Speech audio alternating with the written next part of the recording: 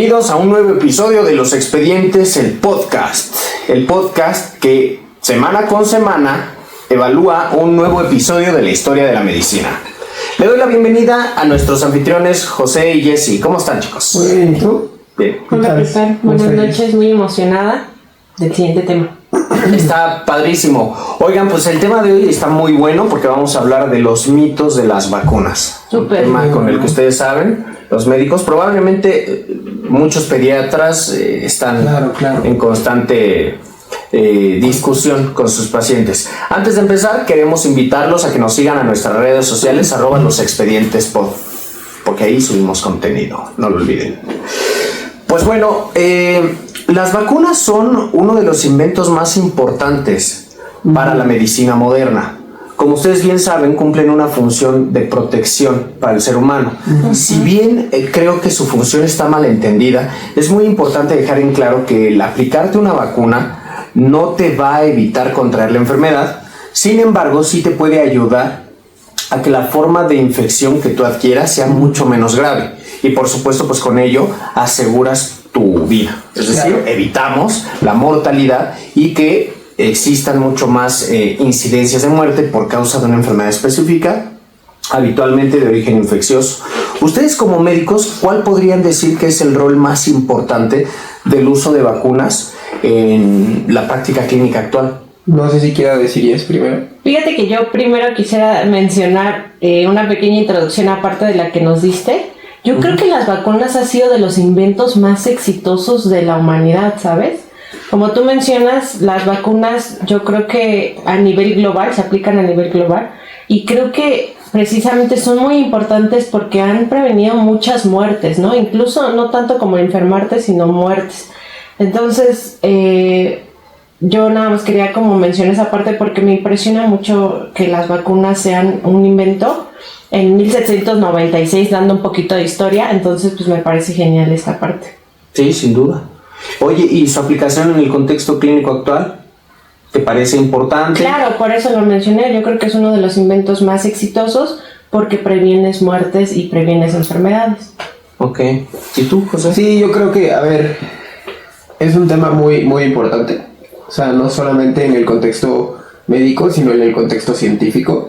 Creo que ha sido una forma en la cual la medicina y la ciencia como tal se ha desarrollado muchísimo. También representa cierto peligro para las personas que manejan las vacunas en cierto modo. ¿Por qué? Porque pues estamos literalmente manejando ciertos patógenos que se tienen que inclusive a veces como atontar un poco, digámoslo así, que son las que llamamos vacunas atenuadas, para que justamente eso pueda ayudar al organismo a identificarlo y empezarlo a atacar. Entonces creo que es de gran importancia como tener este contexto, que es algo en la ciencia muy importante, y creo que también es súper importante mencionar esto. Acabamos de pasar un día muy importante en cuestión histórica, ¿no? Para la parte de la mujer principalmente. Entonces, ¿por qué? ¿Por qué digo esto? Porque justamente en la vacuna de COVID, fue una mujer quien estuvo también dentro del equipo médico y científico que desarrolló y ayudó a desarrollar la vacuna de COVID, que fue uno de los instrumentos e inventos en el último siglo que ayudó a prevenir muchísimas más muertes de las que pudo haber ocasionado el COVID-19 en estas épocas. Ahora, ¿qué creo que es importante en el contexto clínico? Que creo que es tan importante que ahorita estamos viendo un rebrote de muchas enfermedades que ya no existían y que están erradicadas en el mundo, que creo que es importante entender y tener como 100% en la mente que México es uno de los mejores esquemas de vacunación que existe en el mundo. No estamos hablando de solamente Latinoamérica, sino en el mundo. Es por eso que en México existen muchas enfermedades erradicadas, que en Estados Unidos ya están volviendo a haber rebrotes, en Francia, en Europa en general. Entonces creo que es muy importante la vacunación en los niños y en los adultos, y creo que una vacuna que también es muy importante en estos tiempos es la vacuna contra el virus del papiloma humano, que a veces pensamos que, bueno, más bien no solamente esa, pensamos que hay muchas vacunas que solamente se ponen a mujeres y otras a hombres, pero en este caso es una vacuna que se puede poner a los ambos, a ambos, ¿no? Hombres y mujeres. Sin duda, y tú mencionas algo, enfermedades que ya se habían erradicado, o sea, que ya no, de las que ya no se tenía un registro, están volviendo a aparecer. Exacto. Y me parece que esto no solo obedece a cuestiones, porque hay quien podría pensar, pues está mutando, es una nueva forma, como ocurrió con COVID, que COVID-19 es una variante de un virus que ya conocíamos y que de hecho en el 2014 se predijo que podría volver a aparecer. Sabemos que los virus mutan cada cierto tiempo. Claro. Si bien es cierto, existe una discusión importante, por ejemplo, en relación a los virus, de si se trata de organismos vivos o no vivos por sus características biológicas. Yo considero que la forma en la que un virus se comporta es propia de un organismo que al menos posee inteligencia. O sea, los virus son capaces de adaptarse a un entorno, son también capaces de hacerse, de invadir a las células del hospederos, es decir, de la persona a la que infectan, pero además utilizan sus propias células para disfrazarse y que el sistema inmunológico, es decir, el sistema de defensa, no puede identificarlo. Sin embargo, me parece que una de las causas principales por las cuales este tipo de enfermedades están volviendo a aparecer es precisamente por las fallas en la vacunación. Sí, y creo que no solamente las fallas en la vacunación, sino, creo que aquí como hombres y mujeres de ciencia, pues tenemos un compromiso muy importante hacia la sociedad, de informar bien. Si bien somos personas y somos humanos y nos podemos equivocar, que creo que es algo importantísimo, que las personas y los mismos estudiantes o gente que nos conozca y que nos esté escuchando o viendo entienda que como doctores no somos perfectos y nos podemos equivocar. Creo que eso es algo que está ahí, como científicos también. Entonces, las personas que damos esta información o que se da información errónea sobre las vacunas, o que simplemente por intereses políticos, económicos o sociales estás dando información errónea, puede ocasionar mucha mala información como tal, y de ahí sale, por ejemplo, el movimiento antivacunas, que tanto existe en este mundo. Y ojo, si eres del movimiento antivacunas, no te estamos atacando, simplemente es entender por qué hay un movimiento que también puede tener a lo mejor cierta mala información para poder tomar decisiones erróneas y que pueden afectar a la salud de las personas. Sí, totalmente concuerdo con José. Evidentemente ya estamos en pleno 2024. Las redes sociales cumplen gran función hoy por hoy en nuestras vidas, y precisamente cuando salen noticias que carecen de verdad y noticias en donde hay pues mentiras dentro de esta, genera precisamente esta colectiva de desinformación, y esta cadena se sigue perpetuando y se sigue comunicando a otras. Entonces, pues es muy importante mencionarle a las personas que realmente cuando tengan una información se ubiquen realmente en una fuente de datos, organizaciones mundiales, asociaciones internacionales, incluso centros de investigación, ¿no? Pero que vean que realmente la información es verídica para terminar esta cadena de información falsa. Sí. Es cierto. Yo quisiera tomar dos cosas que dices, José, y que aprovechando también lo que Jess está mencionando. Lo primero, tú dices, somos médicos y podemos equivocarnos, por supuesto, porque nuestro conocimiento no es absoluto, pero además eso es algo que pasa cuando, como nuestro podcast, existen eventos que son grabados en vivos, no hay cortes. Claro. Tratamos en medida de lo posible, siempre hay una investigación previa, pero el podcast realmente se va desarrollando pues naturalmente. Tratamos de que sea más orgánico. Evidentemente muchas veces podemos confundir la información, tratamos de ser respetuosos, y si en algún caso existiera algún error, siempre después en los comentarios, en la descripción del video o en la edición dejaremos esa aclaración. Corrección. Sin embargo, realmente el podcast es grabado, digamos, en vivo, ¿no? Y solo se hace un corte al inicio y al final. Entonces, pues son cuestiones, aunque siempre estamos atentos a errores que podamos cometer y evidentemente a la aclaración que tengamos que realizar.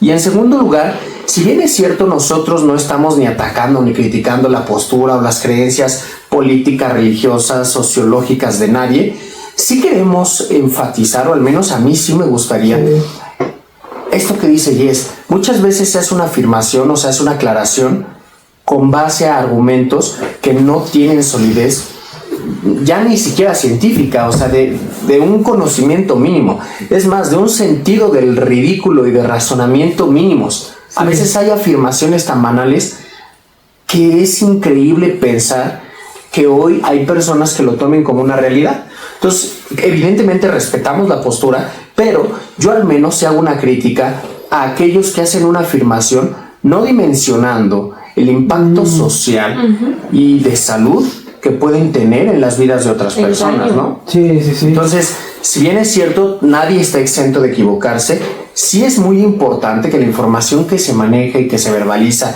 y que se hace pública sea una información cuya base tenga una solidez científica cuando hablamos de este contexto, porque es precisamente ese el motivo del capítulo del día de hoy. El movimiento antivacunas y las teorías conspirativas que se han creado alrededor de la aplicación de los esquemas de vacunación y que han hecho mucho daño y que son en buena medida responsables del resurgimiento de estas enfermedades. Sí. Fíjate que el hecho de tocar mitos y realidades de las vacunas yo creo que es muy importante, y nuestra audiencia pues va a poder enterarse un poquito más, desmitificar qué realmente es cierto y qué no dentro de las vacunas. Entonces pues no sé quién quiera iniciar con algún mito que ha escuchado, algún rumor que hayan hecho sobre las vacunas en relación a... Sí, bueno, pues creo que podría empezar un poquito con lo que hemos estado hablando y lo que les he hablado en otros episodios, como es el movimiento transhumanista. Este rumor, y antes de ir completamente al rumor, creo que tú mencionabas algo muy importante, ¿no? El dar información verídica es una parte de la ética de la investigación que un investigador como tal, un científico debería tener, que es dar completamente la información independientemente de que sea a su favor o no. Entonces creo que eso es muy importante mencionarlo como tú lo decías. Y creo que uno de los mitos que he podido encontrar o que he podido yo percibir de forma directa es que las personas te digan que el gobierno trata de manipular a la gente a través de las vacunas porque se les inyecta un chip. Entonces es algo vaya muy frecuente que la gente te lo dice, inclusive las personas con la vacuna de COVID. Creo que a ustedes les tocó también que decían que les estaban inyectando microchip o el mismo virus para que se murieran. Entonces es uno de los pequeños mitos que he encontrado, y que pues obviamente hay que tener en cuenta que para poder inyectar un chip no es tan fácil, ¿no? O sea, no sería tan fácil, y que además pues costaría millones y millones de pesos, inclusive dólares, si lo queremos ver así, poder obtener esos chips. Y no tenemos los chips para los celulares o para los coches porque ya no hay, ya hay escasez. ¿Ustedes creen que se va a meter el gobierno a comprar chips para meterlos en las vacunas? Creo que es uno de los que he escuchado. No sé ustedes qué opinan en ese aspecto.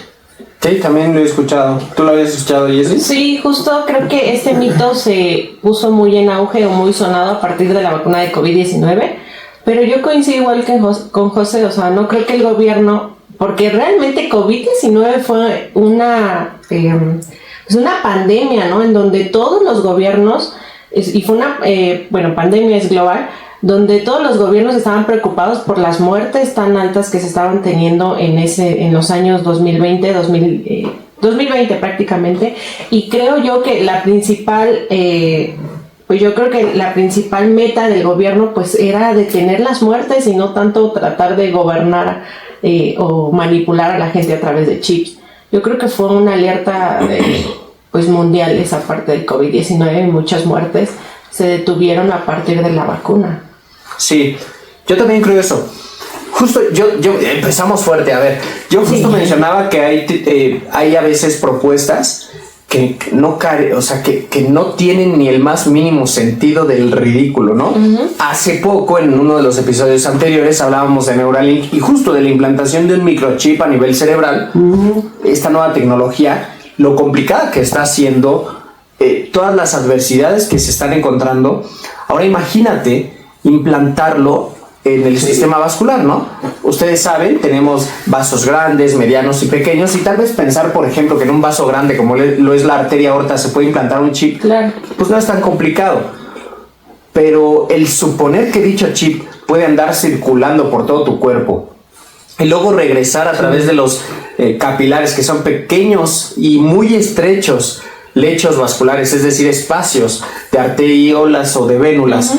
Imagínense lo complicado que, o sea, prácticamente los bloquearías, los taparías, y en el caso de una arteria, por ejemplo, pues podrías provocar un evento isquémico. Entonces, ya desde ahí, esta teoría no tiene sentido absoluto de la realidad. Pero además, en torno a COVID, por ejemplo, surgen un montón de teorías conspirativas, que si le inicia un gobierno, que si es por una guerra comercial, que si es el fin del mundo, Parecía. ¿no? O sea, lo cierto es que me parece que este comportamiento es un comportamiento social que podríamos atribuir al miedo que se generó y a una necesidad por explicar un evento que parece haber ocurrido de una manera súbita. Y digo parece porque así ocurre para la población general. Claro. Pero para los virólogos o los microbiólogos o los científicos expertos en esta área es algo que de hecho se espera. Ahora, si ustedes lo recuerdan, poco tiempo antes del gran brote de COVID, también existía una alerta sanitaria por el miedo de propagación del virus del ébola en África, que de hecho se tuvo que cercar una población, literalmente las limitaron para evitar una expansión masiva, que además el virus del ébola tiene una tasa de mortalidad muchísimo más alta que la del COVID. Y hace no mucho tiempo, en 2019, el virus de la influenza con la variante H1N1, que fue la llamada influenza porcina, muta con un origen en una granja en México y también genera una pandemia importante que es controlada mucho más rápido que COVID. Pero si nos vamos a la historia, en alrededor de 1910, también tuvimos un gran brote de virus que fue por la gripe aviar allá en España. Y fue algo importante también. Algo que tenemos que saber es que los virus están destinados a mutar en un periodo de tiempo relativamente corto. Y eso, de manera inevitable, va a impactar en la humanidad. Claro, sí, o sea, a ver, creo que es muy importante lo que dices y no voy a comparar, pero creo que se podría hacer una comparación. O sea, no estoy diciendo que el virus de COVID-19 es menor a otras enfermedades, y esto es muy importante, pero si lo ponemos en un contexto así, el cáncer ocasiona más muertes al año que el propio COVID-19, ¿ok?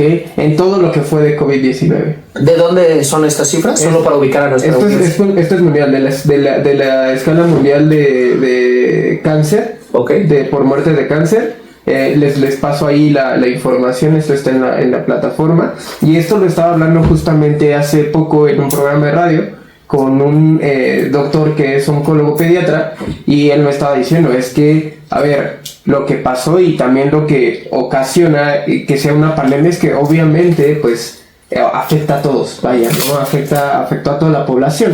Ahora, el cáncer está afectando, sí, puede afectar a toda la población, pero afecta en lugares como un poco más aislados, digámoslo así. Pero, pues, eso puede ocasionar que la gente en un año muera de cáncer, y es mucha gente, ¿no? Aquí lo que pasó con COVID-19 fue que en un periodo del 2020, si no me recuerdo, 2019, empezó, pues, a ocasionar una serie de padecimientos que llevó en muchas ocasiones a la muerte de las personas. A otras no. Y aparte, aquí haciendo también como complementando lo que dices de COVID-19, no se estaba preparado para una pandemia. Exactamente. O sea, fue algo tan súbito en meses que realmente el pico de COVID o las infecciones subieron muy rápido, y que evidentemente ningún sistema de salud, al menos en México y en muchos otros países, no se tenía esta capacidad porque no estábamos preparados. Son sistemas de salud muy antiguos, y que la verdad, pues también esto generó que hubiera muchas tasas de mortalidad. Sí, y eso es algo que en su debido momento creo que estuvo mucho en la voz de todos. Yo creo que a ustedes también les pasó. Yo pues perdí varios compañeros, enfermeros, doctores, amigos, estudiantes en ese momento. Pues sí perdí varios compañeros. Pero es justamente eso, ¿no? Que es de alto impacto, porque al final estás tú bien, estás viendo a la persona bien, y de la nada colapsan tus sistemas de salud, colapsan tus doctores, inclusive... No hay tratamiento. No hay tratamiento, exactamente. Pero pues pongámonoslo a pensar, o sea, Eso fue ahorita, como tú dices, en COVID-19, pero esto ya se veía venir desde antes. Inclusive no tienes que ser salubrista, no tenías que ser epidemiólogo, no tenías que ser científico. Si estabas en el ámbito médico, creo que hasta como estudiante, como te enseñan la diferencia entre epidemias, pandemias, qué es lo que, o sea, un poquito hacia dónde va un avance de la enfermedad, podrías entender la dimensión, no podrías dimensionar un poco lo que estaba pasando. El que de la nada existieran casos en China y de la nada empezaran a diseminarse hacia Italia y luego en Francia y luego en todos lados, pues tú decías, caray, algo está pasando, que se está replicando de muy rápido este virus y está afectando a la persona. Y creo que estábamos viendo, perdón, estaba hace poco en un congreso de educación igual y ponían en exposición esto, ¿no? Cómo pues se empezó a contagiar el virus de COVID-19 a través de los aviones. O sea, esa fue la primera forma de diseminación. O sea, que personas que habían estado en China pues empezaron a viajar muchísimo y pues obviamente no hubo un control. ¿Y qué fue? Que lo pudimos ver, y esto fue, y está en las noticias, y si ustedes se ponen a buscar en las noticias, pónganse a buscar cómo estuvo el gobierno de China o cómo aisló el gobierno de China a su propia población, y porque ellos sí tuvieron a lo mejor brote tras brote, pero tuvieron como ahí mismo. O sea, no se permitía la salida de China, no se permitía entrada a China, se tenía que hacer si no mal recuerdo, era cada día o cada 3 días o cada semana las pruebas de COVID a la misma población. Ahí el gobierno invirtió muchísimo dinero en pruebas, a comparación de lo que pasó en nuestro país, que las medidas de prevención y de diagnóstico y esto está dicho inclusive por la misma OMS. Que ahí fue otra cuestión con el doctor López-Gatell, que en ese momento era el subsecretario de salud, pues estaba pues manejando esa situación, pero hay organismos como la Organización Mundial de la Salud que salió a decir que pues se tenían que implementar más diagnósticos, ¿no? Entonces podemos ver esta comparación entre nuestro sistema de salud y el sistema de salud por ejemplo, de China. Hay otro país, no me acuerdo el nombre y mejor no lo menciono para no evitar confusiones, pero que en esos países las muertes sí fueron muchas, pero también se controló en muchos contextos. Pero creo que aquí lo que decía Jess también es muy importante, independientemente de que se controlara o no, o que se hicieran bien las cosas o no, ningún sistema público de salud estaba preparado para recibir tantas muertes, para prevenir tanto, ¿no? Y para gastar muchísimo dinero en tan poco tiempo. Es cierto, por eso creo que es importante que, debido a todos estos problemas que la pandemia ocasionó, motivemos a los pacientes, también a nuestros escuchas y a las personas que nos ven en redes sociales y en todos los medios de difusión que tenemos, que no tengan miedo de vacunarse. La vacuna es, al menos en nuestro país, en México, un servicio gratuito a nivel gobierno. Sí. Porque ya hablábamos de que a nivel privado la vacuna pues, puede ser comercializada, ¿cierto? Sí, creo que ya incluso aquí en México la vacuna de COVID-19 la venden en farmacias que están a la vuelta de la esquina de tu casa. Entonces, pues sí, motivarlos a que se vacunen precisamente para evitar de nuevo otra pandemia, ¿no? O que pasemos. Exactamente. Y bueno, yo quiero hablarles ahora de uno de los mitos que probablemente más daño ha causado y más auge ha provocado para el movimiento antivacunas. Uh-huh. En 1998, Andrew Wakefield, que fue un médico y científico británico, publica en una de las revistas más prestigiosas del ámbito médico, que es The Lancet, un artículo en que atribuía el uso de la vacuna triple vírica en 12 niños como potencial agente causal de autismo y de inflamación gastrointestinal. En su momento, este artículo es un boom. No solo porque el encontrar una relación causal entre una aplicación de una vacuna considerada universal, que es la triple viral, que incluye sarampión, rubiola y parotiditis, genera miedo. Sí. Sino porque es publicada y de alguna manera es validada por esta revista, que es The Lancet. Entonces, en el ámbito médico, esto lo voy a explicar un poco para quien no lo sepa, o científico, existen revistas que gozan de cierto prestigio que evidentemente se ha construido a lo largo de los años, por mencionar algunas, The Lancet, The New England Journal of Medicine, Nature, Science es otra, por ejemplo, tal vez las de mayor nombre. Y bueno, el que tú logres publicar un artículo en este tipo de revistas con este prestigio que tienen, de alguna manera te valida a ti como científico, te valida a ti como investigador y evidentemente te da una exposición a nivel mundial sumamente importante.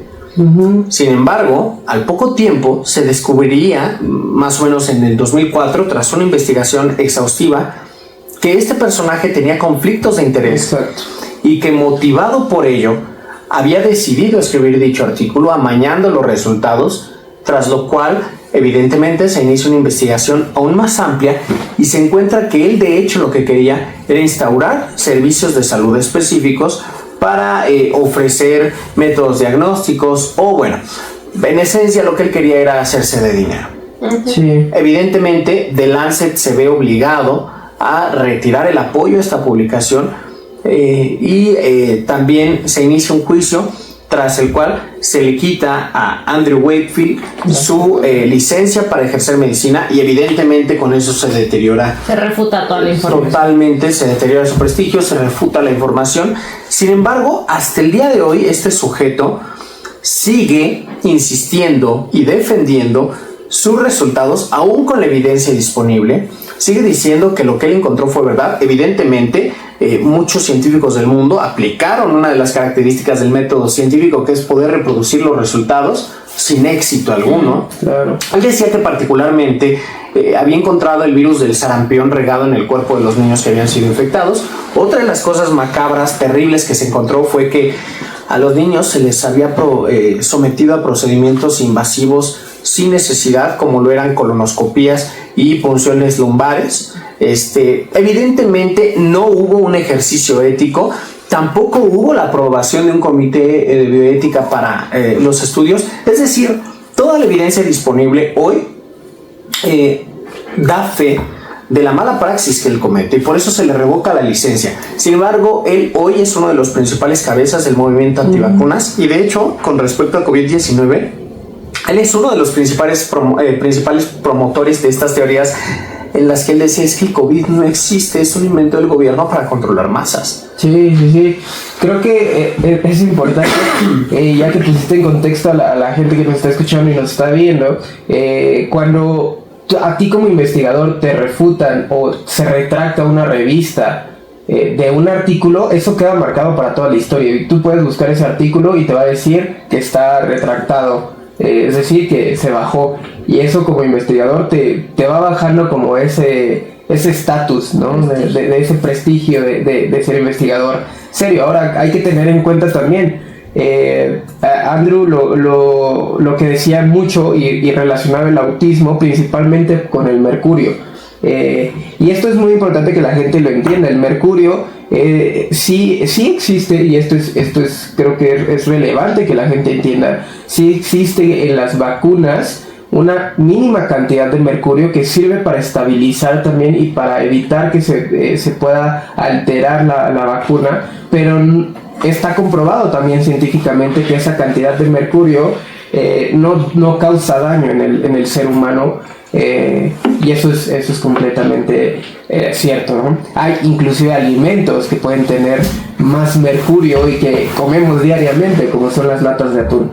Entonces eso no quiere decir que comerte latas de atún te va a afectar. Ahora, eso es importante y eso es un dato muy, muy importante. Se dice y está científicamente comprobado que no puedes comer o no deberías de comer más de 3 latas de atún a la semana también para evitar cualquier situación de salud. Entonces los foráneos ya no coman solo atún, y hay que tener eso en mente, ¿no? Pero se ha hecho inclusive esta investigación en cuanto al mercurio y el autismo y no hay una relación. Ahora, hay muchos temas, ¿no? que tendríamos que llamar y tendríamos que traer a la mesa, porque ya no es autismo, sino es el trastorno del espectro autista, que estaríamos entrando a un trastorno completo, o sea, algo muy grande. Y pues no, y luego que lo hicieran 12 personas, pues ustedes saben que 12 personas, 12 niños, para poder decir que eso representaba el grosso de la población, en este caso en Londres, que era, si no mal recuerdo, Andrew era de Londres, pues decir que 12 niños solamente vio eso y que en toda la demás población de Londres iba a ser lo mismo, pues creo que es un poco, como tú decías, ridículo, ¿no? Parecer un poco de ridículo decir, pues es que esto no representa nada de la población. No, creo que es importante. Sí, yo a esto que ibas del mercurio, es otro punto 3, otro mito en donde dicen que las vacunas tienen tóxicos, ¿no? O que precisamente les manejan algún tóxico. Y evidentemente, como lo dijo José, sí lo hay.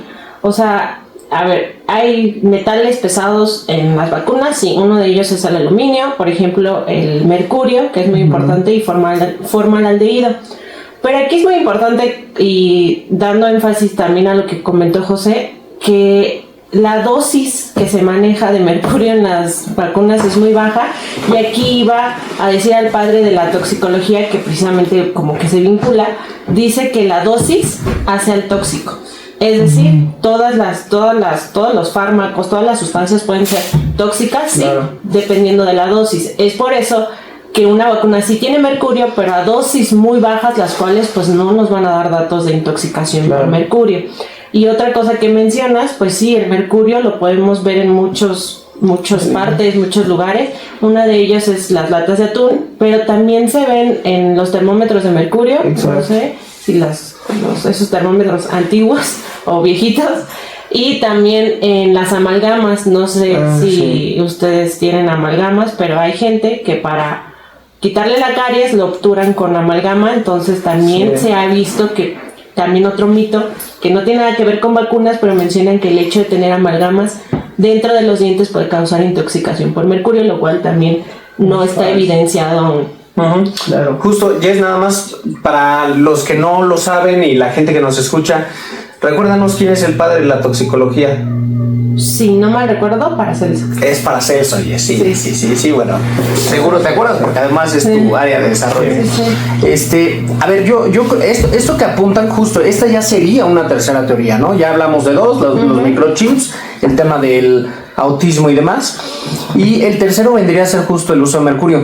Yo solo quisiera puntualizar, porque tal vez nosotros en un lenguaje pues ya más técnico nos estamos entendiendo, pero sí quiero puntualizar que efectivamente en las vacunas sí hay algo que tiene que ver con el mercurio, pero no es el mercurio como tal, y no es el mercurio que intoxica. Exacto. Aquí sí hay que puntualizar mucho más. Lo que se encuentra en las vacunas y lo que se encuentra en otros elementos que ya se mencionaron se llama etilmercurio, que es un metabolito, es un metabolito que funciona como conservador. Exactamente. Lo que resulta tóxico no es el etilmercurio, es otra cosa que se llama metilmercurio. Y eso sí es importante, porque, por ejemplo, lo que se contiene en las en herramientas que utilizamos para la detección, como lo es el termómetro, eso sí puede llegar a ser neurotóxico, ¿no? Pero los conservadores de algunos alimentos, el etilmercurio, ¿no? Es básicamente ¿un derivado? ¿Podría ser? Pues sí, es un metabolito. No recuerdo ahora, la verdad, empieza con T, pero no me acuerdo el nombre. Pero bueno, lo que quiero marcar es la distinción entre ambos, porque el que es neurotóxico es el metilmercurio. Y escuchemos, etilmercurio, metilmercurio, suena muy parecido. Sí. Por eso es que muchas personas han utilizado esto como si fueran homólogos, y de ahí surge una confusión. Entonces, efectivamente, sí existe etilmercurio en las vacunas que funciona como conservador, pero que dista mucho del agente neurotóxico que es el metilmercurio. Claro. Entonces, evidentemente, podemos también descartar esta teoría. Sí, es solamente una de las mil cosas que el movimiento antivacuna ha utilizado para confundir a las masas y evidentemente pues aprovecharse de esa falta de conocimiento. Ya creo que ya hemos visto muchísimo menos. Creo que a nosotros nos tocó que nos tomaran la temperatura con un termómetro con mercurio, Pero justamente porque tú lo dices, ¿no? Está aislado, o sea, el mercurio que se encontraba en esos termómetros estaba aislado y al fin de cuentas no estaba en contacto directo con la piel o con el paciente o con la persona, entonces evitaba también que hubiera una toxicidad. Y es por eso que después, pues viendo lo que era cristal, vaya, se podía romper y podías tener un contacto, fue que se empezó a desarrollar estos termómetros digitales y que ahora ya ni siquiera necesitas ponértelo, ya te lo ponen como si fuera una pistola infrarrojo, que es térmica, y ya ni siquiera necesitas ponértelo ni exponerte a un mercurio. Ese es otro, ahí te entraríamos, yo creo, en otra cosa, ¿no? En la pandemia de COVID me causa un poco de gracia, porque en esos momentos yo estaba haciendo mi servicio social y una de las cuestiones que tenían que hacer era pues medirle la temperatura a las personas para evitar que llegaran al trabajo con síntomas de COVID, y había gente que si les ponías la pistola para poderles tomar la temperatura también te decían que les estabas lavando el cerebro o que les estabas leyendo sus ideas. Pues me ocasiona un poco de impacto, ¿no? De decir, wow. Estaría buenísimo que hiciéramos igual que este video, pero teorías sobre COVID o teorías de las pandemias. No, de las pandemias, porque no solo COVID ha sido una de las pandemias que ha matado mucha gente. No, bueno, pero fue la que vivimos. O sea, bueno, yo he vivido esa y la de la influenza, ¿no? Pero bueno, vaya, una que haya durado más tiempo es COVID. Sí. ¿No? Yo creo que por ahí podríamos hacer algún episodio, igual que la audiencia nos lo diga. Bueno, otra teoría. Otro mito que yo he escuchado mucho es que las mujeres embarazadas no pueden vacunarse. ¿Qué opinan al respecto de esto? Es que no hay fundamento. Exactamente. ¿No? O sea, a ver, por ejemplo, yo lo pensaría en el caso de una enfermedad que reciente, sí lo pensaría. Probablemente esta teoría tenga que ver con una sobreestimulación al sistema inmune. Porque por ahí se dice mucho, ¿no? Sí. Que la sobreestimulación al sistema inmune puede provocar una respuesta magnificada que en el caso del embarazo pues lleve a la pérdida del bebé, ¿no? Sí, en esencia, pero justo lo que se busca es estimular al sistema inmune, ¿no? Sí. Tú hablabas de las variantes y yo creo que estaría muy bueno que pudiéramos invitar a algún experto en este tema. Sí. Vamos a buscarlo para poder grabar un podcast. Pero tú hablabas de que existen una variedad amplia de presentaciones, entre las cuales están las vacunas atenuadas, es decir, sí tiene un virus activo, pero que ha perdido parte o se han modificado parte de sus capacidades para que funcione solo como un mecanismo de presentarle este agente a nuestro sistema inmune y que nuestro sistema inmune sea capaz de reconocerlo para que si en futuras ocasiones se expone a él, pueda defenderlo. Es por eso que de ahí es importante entender que a veces, como lo que se utilizó aquí en la vacuna de COVID, fue una proteína del virus, o sea, no en sí no fue el virus, fue la proteína justo para que nuestro cuerpo identifique esa proteína y pueda hacer los anticuerpos. Ahora, sí es importante, y esto sí está comprobado, que si tú estás enfermo de gripa o inclusive de COVID, no te puedes vacunar en ese momento. ¿Por qué? Porque puede ocasionar este tipo de situaciones. ¿Por qué no es recomendable que te vacunes en ese momento cuando está en la enfermedad o en la infección? Porque justamente tu cuerpo está en un estrés, está en una inflamación, en el cual tú estás produciendo los anticuerpos y podrías inclusive meterle más estrés a través de la vacuna. Lo que se recomienda es que posterior a que ya desaparezca el último de los síntomas de la infección, 2 semanas posterior a eso te puedes vacunar. Pero lo que pasaría si te vacunas en ese momento es que podrías estar pidiéndole, es como si le estuvieras metiendo más estrés a un coche para que avanzara cuando ya no puede avanzar, ¿no? Que lo estés prendiendo y lo ahogas. Entonces eso sí es importante. Si ustedes están en algún punto enfermos y se quieren vacunar, lo más recomendable es que no se vacunen en ese momento, sino que esperen a que se resuelva el cuadro clínico, la enfermedad, y posteriormente 2 semanas. ¿Para qué? Para así evitar que tu cuerpo esté en estrés y te sientas inclusive peor, o si te pueda dar una enfermedad completa. Y creo que aquí regresar a lo que tú decías en el inicio del podcast, Guillermo, que las vacunas en sí no te van a prevenir de que presentes COVID. Las vacunas, cualquier enfermedad. Sí, cualquier enfermedad, no solo COVID. Lo importante de las vacunas es que eviten las complicaciones de la enfermedad, que lo más grave pues es la muerte de las enfermedades. Entonces es una de las complicaciones que evita el hecho de vacunarte. Uh-huh. Sí, yo nada más para terminar mi idea, y complementando tal vez la información que tú aportas, es si yo estoy enfermo y además, ya ahí mi sistema inmune está respondiendo a una actividad biológica que me está atacando, pero si además tú me vacunas, vas a provocar una respuesta más grande. Entonces, exacto, ahí sí hay una respuesta exagerada que puede llevar a una sintomatología un poquito más grave. Sí.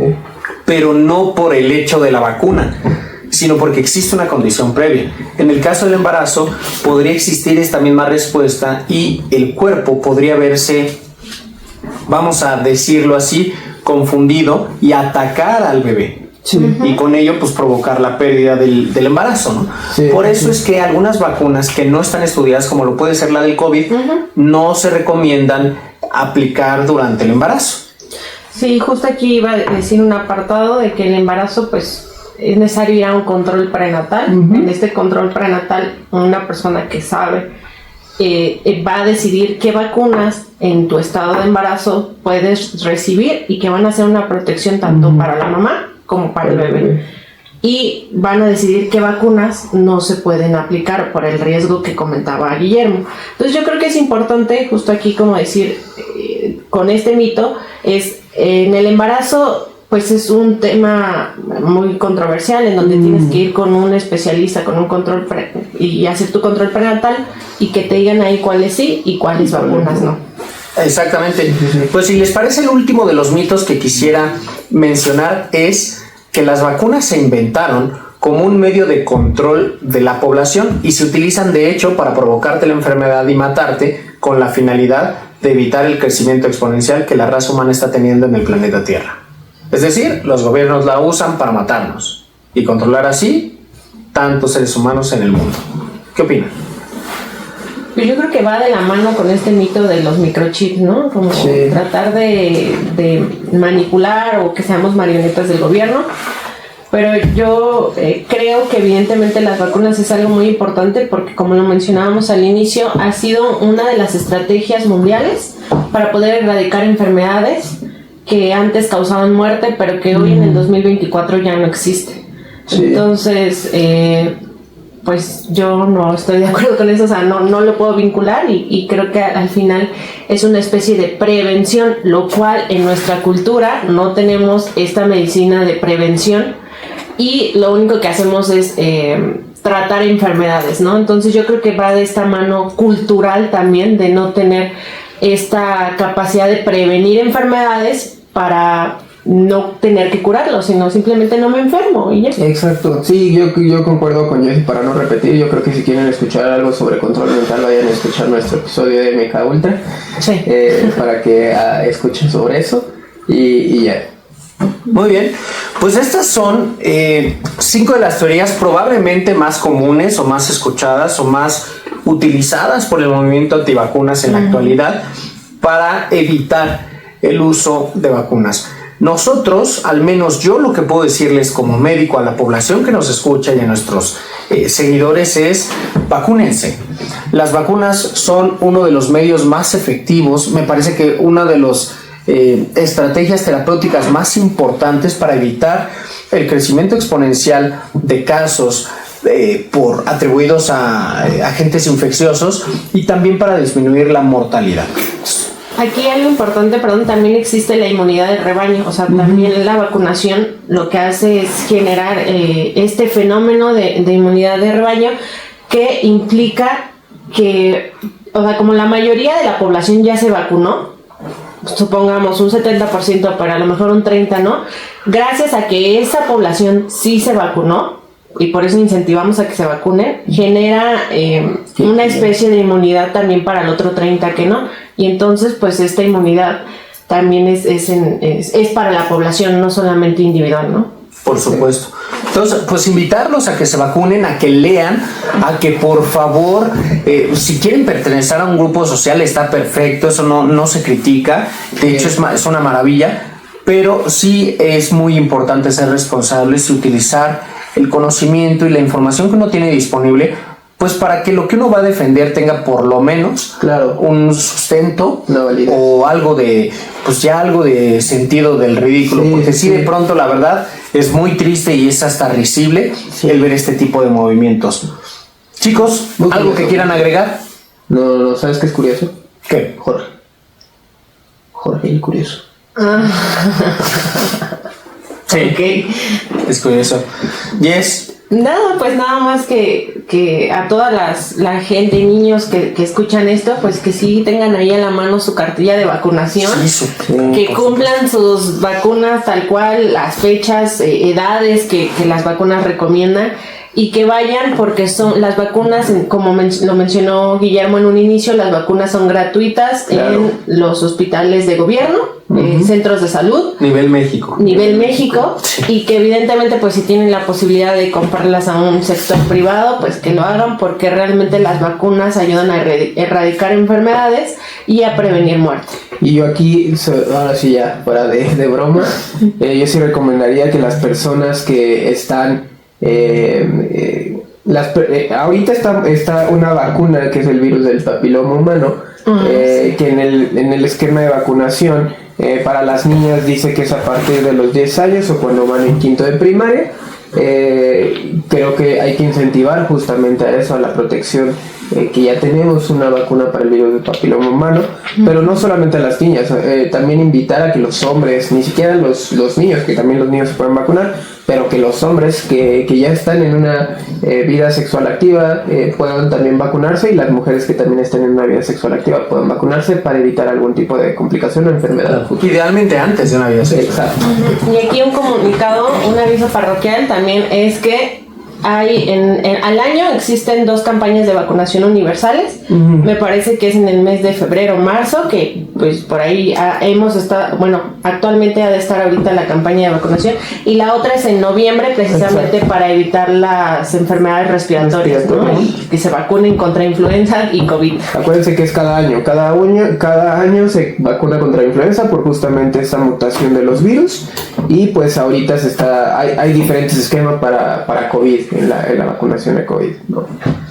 Pues muchas gracias, no se olviden de seguirnos en nuestras redes sociales, @losexpedientespod, en las redes sociales de cada uno, también las dejamos en la descripción, y como siempre les agradecemos mucho acompañarnos en un episodio más. Gracias por abrir este expediente y nos vemos la próxima. Bye bye. Compartan, bye.